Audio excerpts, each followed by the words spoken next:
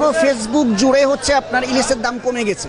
তার কারণ হিসেবে যেটা দেখাচ্ছে সেটা হচ্ছে ভারতে ইলিশ রপ্তানি আমরা বন্ধ করে দিয়েছি। ইলিশের কেজি এখনো সেই 1800-2000, 1 কেজির নিচেগুলা 1400-1500। কথা অনুযায়ী কাজের কোনো মিল নাই। অ্যাকচুয়াল বাজারে আসলে বোঝা যায় যে ইলিশের দাম কত।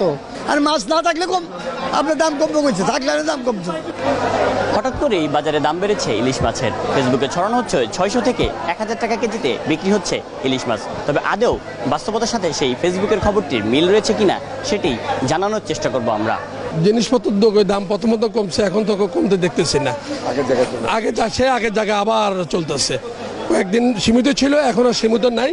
এখন যে ইলিশের কেজি এখনো সেই 1800-2000। হ্যাঁ, তারপরে এর 1 কেজির নিচেগুলা 1400-1500। ঠিক আছে, কয়েকদিন ভালো ছিল, এখন আবার আগের মতন হয়ে গেছে। বাজারে নাকি ইলিশের দাম কমছে, তো আমরা তো দেখতেছি না কমতেছে।